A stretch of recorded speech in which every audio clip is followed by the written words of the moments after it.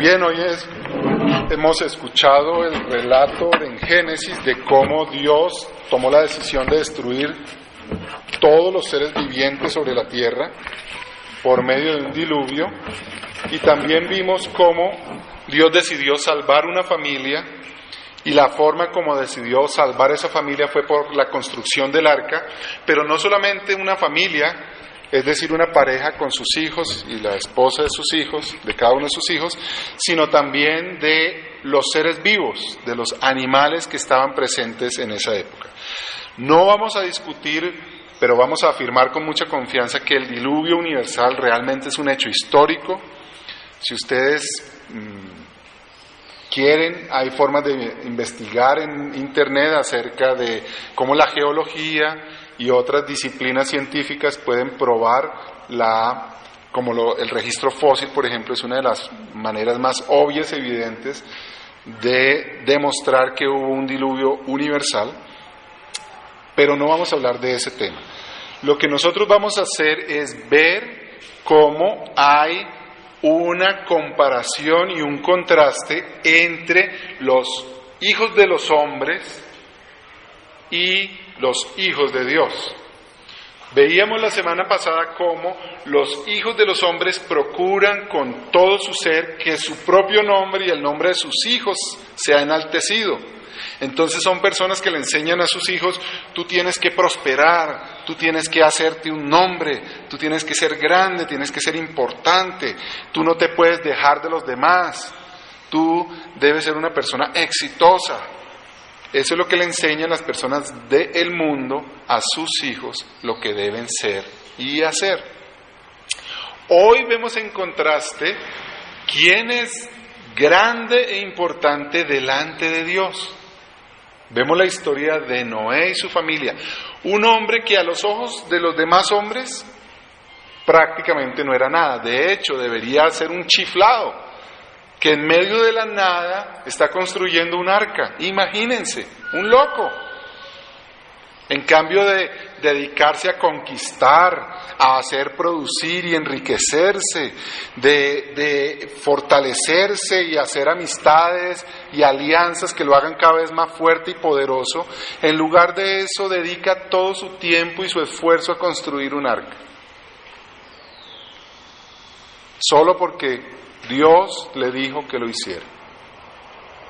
Sin embargo, lo que hoy vamos a ver es cómo este hombre, que frente a los ojos de los hombres no es nada, frente a los ojos de Dios es importante. Y vamos a ver cómo nosotros los creyentes somos importantes a los ojos de Dios, aunque ante los ojos del mundo no lo seamos. Y vamos a ver la razón por la cual eso es así.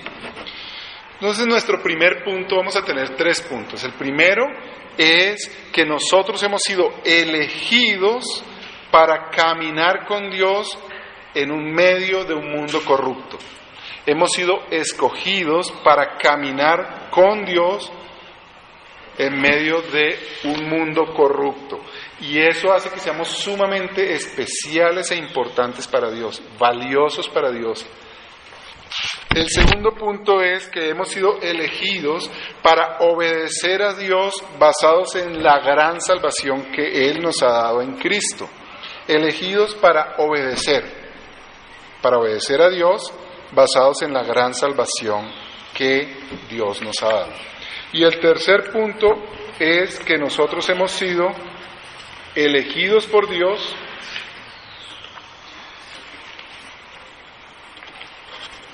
por juramento de amor. Hemos sido escogidos por Dios en un juramento, pacto de amor que Él hizo, y por lo tanto podemos estar absolutamente seguros de cuán importantes somos delante de Dios.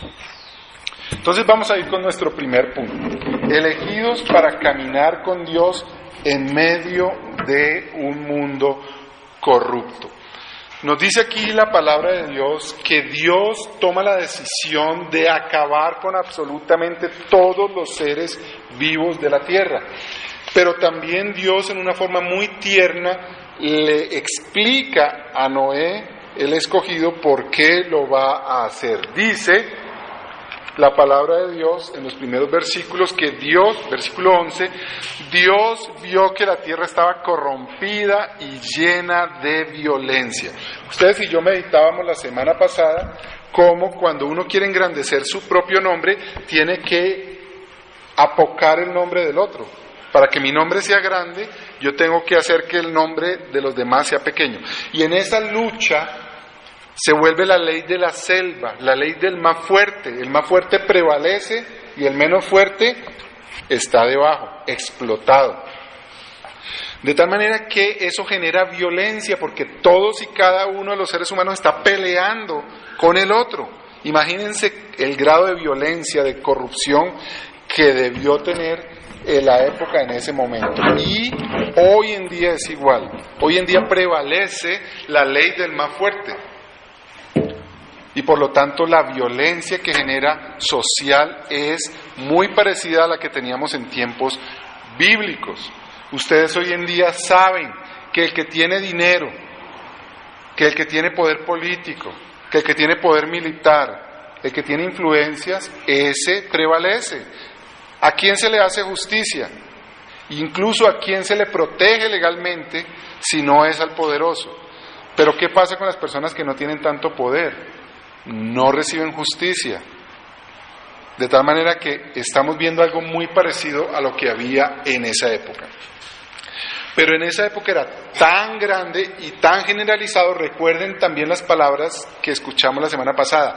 De continuo, solamente estaban haciendo el mal. De continuo solamente, y todos, absolutamente todos los seres humanos estaban en esa situación. Imaginémonos a Noé viviendo en ese mundo. Primero que todo, mirémonos cuán difícil debió ser para Noé y para sus hijos vivir en medio de una sociedad llena de injusticia y llena de inmoralidad.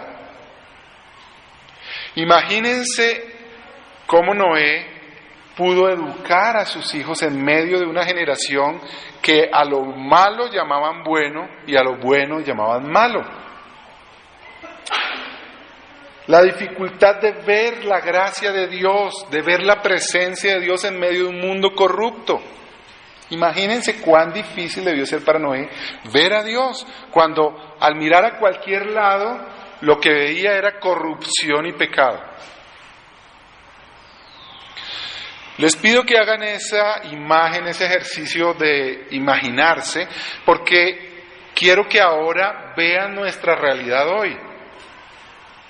Cuán difícil es para los padres de hoy en día educar a sus hijos y aún ellos mismos vivir en santidad. Cómo es de difícil para usted y para mí vivir hoy en santidad cuando vemos tanta libertad, tanto libertinaje sexual, por ejemplo.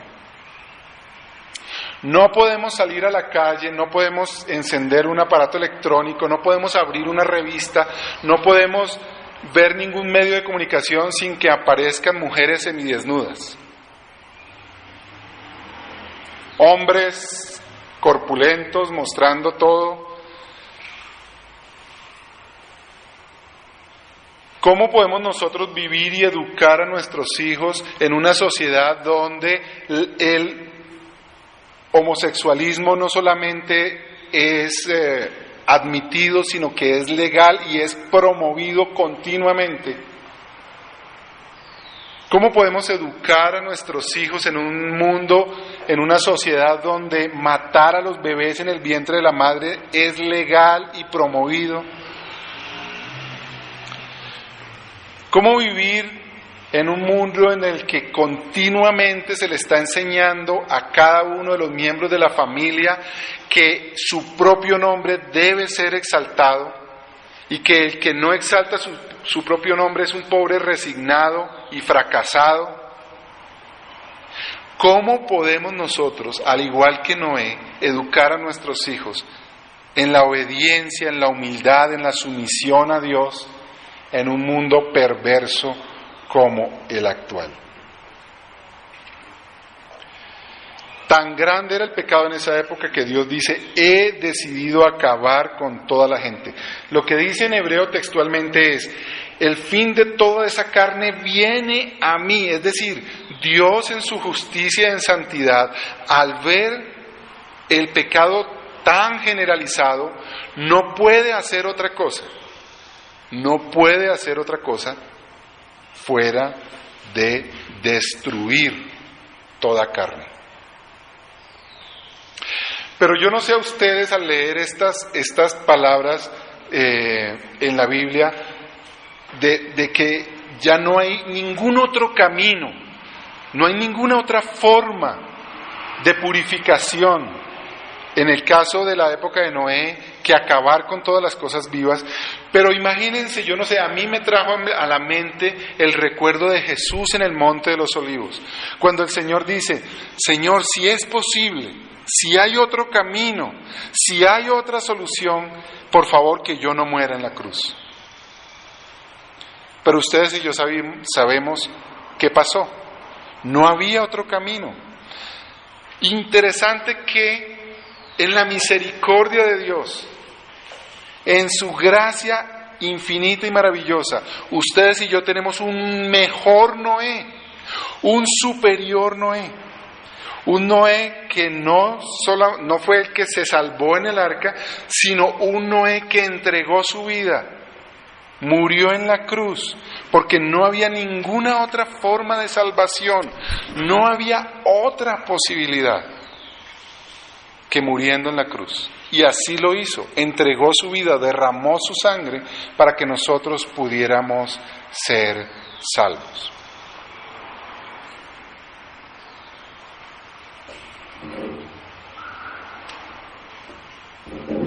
Quisiera que hiciéramos otra pregunta ahora que estamos meditando en lo terrible que es vivir y levantar una familia y unos hijos en tiempos tan nefastos, con un pecado tan generalizado como fue en el caso de Noé y en nuestro caso hoy en día.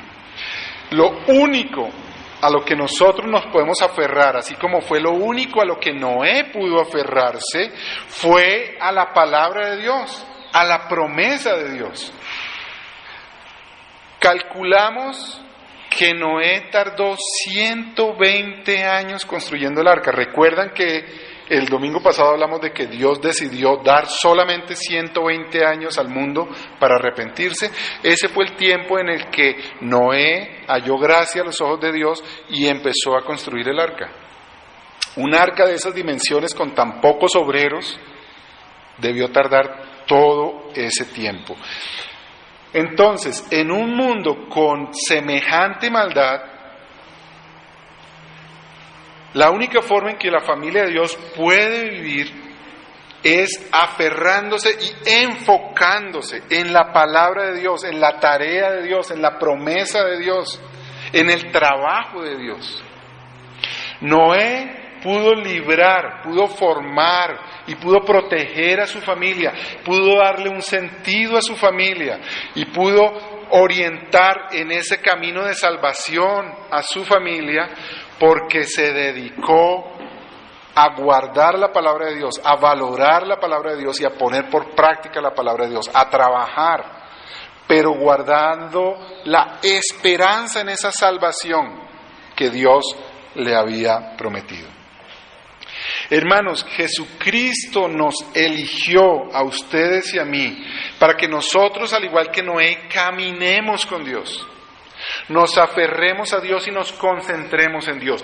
Jesucristo nos ha capacitado para caminar con Dios por medio de la palabra diariamente, leyendo la Biblia, enseñando la Biblia a nuestra esposa, a nuestros hijos, orando en la iglesia, por medio de los sacramentos. Esa es la provisión de Dios hoy para que caminemos con Dios. Cristo logró que así como Noé fuese un hombre perfecto frente a Dios, para nosotros el mismo título. Ahora hemos sido declarados justos delante de Dios, gracias a su obra perfecta. De tal manera que ahora usted y yo podemos caminar con Dios. Por lo tanto, hermanos, como aplicación práctica de este punto, aferrémonos a la convivencia con Cristo, para nosotros y para nuestros hijos, para nuestra familia. Aferrémonos a la enseñanza de la palabra de Dios, aferrémonos a la oración y aferrémonos a la tarea que Dios nos ha dado, de ir y extender el reino de los cielos, hablando de Cristo a otros. Esa es nuestra tarea. Así como Noé proclamó el evangelio de salvación por medio de la construcción del arca y el llamado al arrepentimiento, así estamos nosotros hoy. Hermanos, tan seguro como que hubo un diluvio, va a haber un juicio final. Tan seguro como que hubo un diluvio, va a haber un juicio final.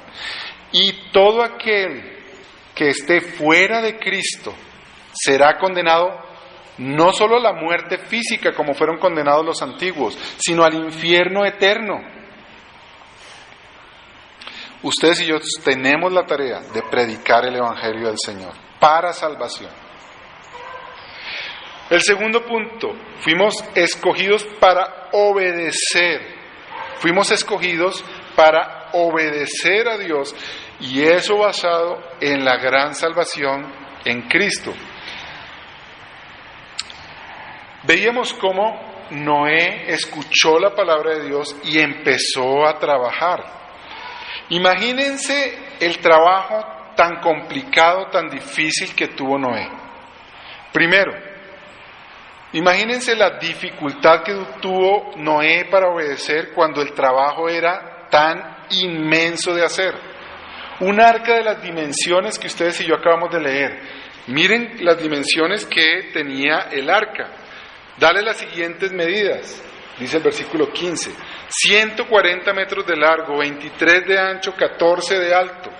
Y fuera de eso, después untándolos de brea y hacerle divisiones y subdivisiones. Y no tener la maquinaria que tenemos hoy en día. Hoy en día con una motosierra usted puede cortar un árbol muy fácil y rápidamente, pero en esa época no había motosierras. Hoy en día usted engancha eso con un tractor o lo sube a un camión y puede desplazarse largas distancias en corto tiempo y corto esfuerzo.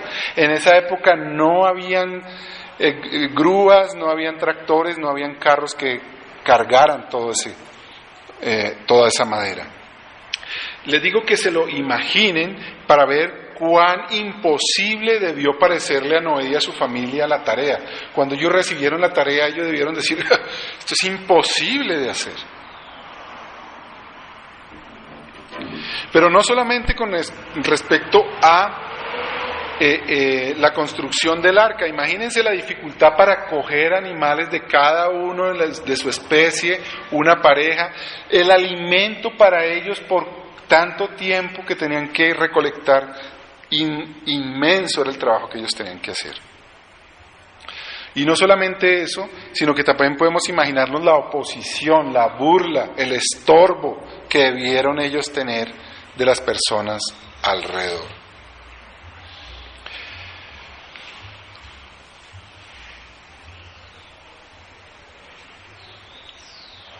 En esa dificultad, Noé encontró sustento en la promesa de Dios. Y es el mismo sustento que podemos encontrar nosotros. Ante la dificultad de obedecer a Dios, Noé dependió de Dios y empezó a hacer la obra por la fe de lo que podía hacer con Dios y porque Dios lo había dicho. Nosotros tenemos una tarea igualmente imposible. Si usted y yo hemos combatido contra el pecado en nuestra vida, usted y yo sabemos cuán imposible es la tarea.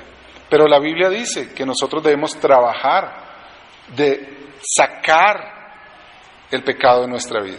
Ese es nuestro trabajo, el suyo y el mío. Y usted y yo sabemos cuán imposible es esa obra en nuestras propias fuerzas. También dice la Biblia que tenemos que llevar el Evangelio hasta lo último de la tierra. Esa es una tarea imposible para la iglesia. ¿Por qué usted y yo seguimos diariamente buscando con toda intensidad vencer el pecado en nuestra vida? ¿Por qué usted y yo intensamente como iglesia hoy precisamente estábamos orando por poder llevar misiones y ser proveedores para enviar misioneros a otros lugares, para que el evangelio se extienda a otro lado?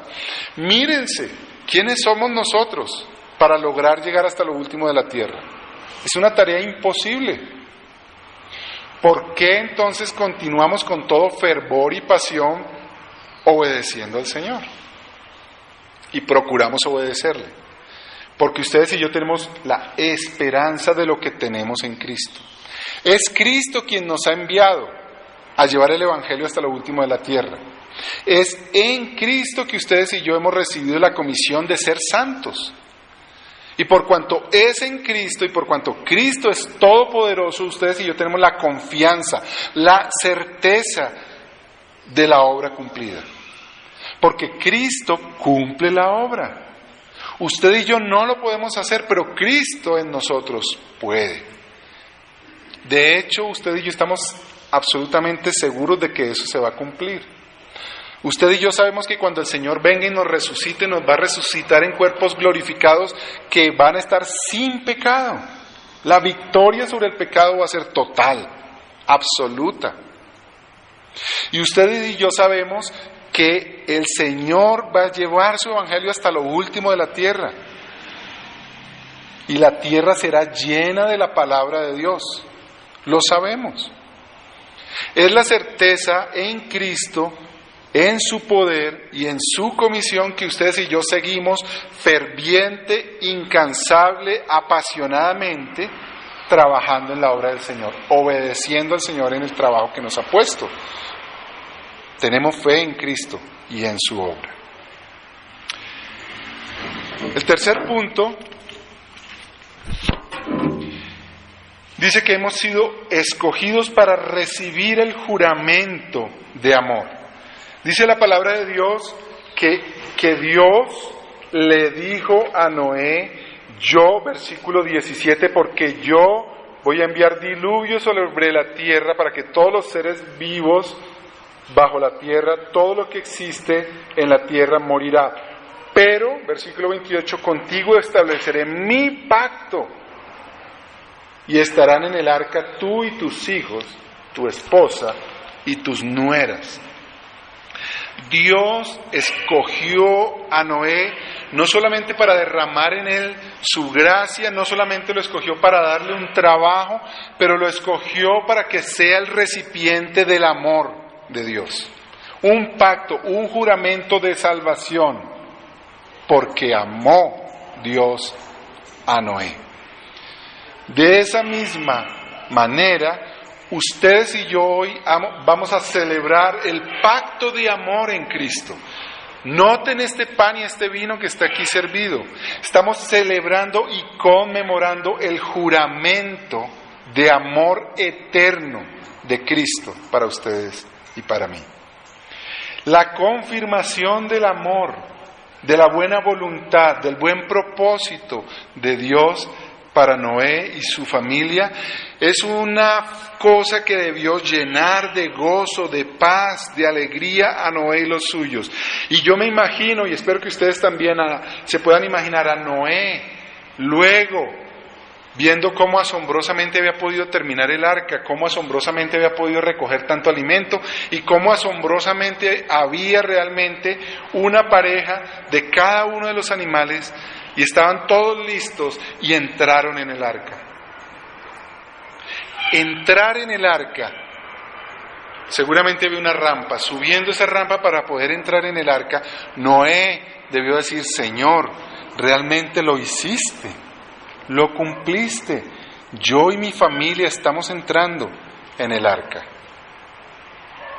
Eso mismo es lo que ustedes y yo estamos celebrando, la certeza de la buena voluntad, del amor de Dios en Cristo para nosotros.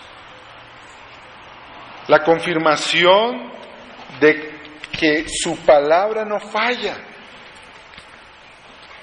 que su amor para con nosotros es eterno.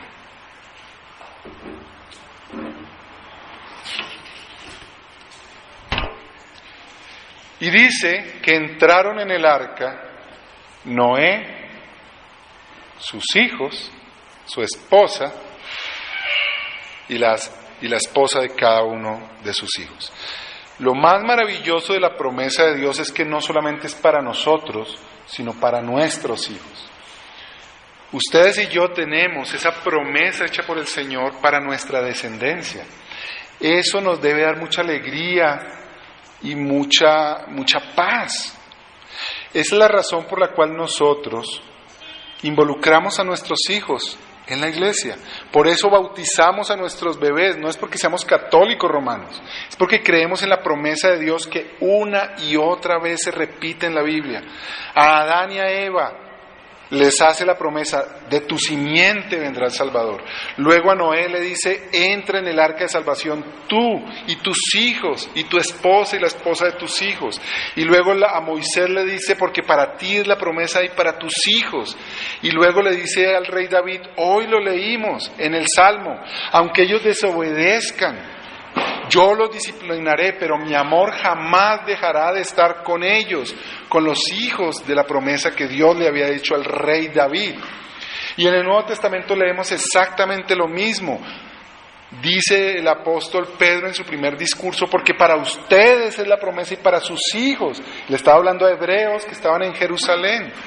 Pero luego Pablo dice exactamente lo mismo, el apóstol a los gentiles, en su primer peregrinaje en tierra gentil. Habla a Lidia, al carcelero, y le dice: para ustedes y para sus hijos. Dios es un Dios que no solamente nos mira a nosotros, sino a nuestros hijos. Y ahí está un refrigerio para nosotros de su promesa. El carácter de Dios reflejado en la familia. Por eso es tan importante y una aplicación práctica, hermanos. Nuestra familia, el pacto es para nosotros, el pacto de amor es para nosotros y para nuestra familia. Por favor, dediquemos tiempo a estar orando con nuestra familia. Por favor, hermanos, estemos dedicando tiempo a estar estudiando la palabra de Dios con nuestra familia. Para nosotros es la promesa y para nuestra familia. Jesucristo hace que nosotros seamos una familia, adoptados como hijos de Dios. Y no solamente nosotros, sino nuestros descendientes.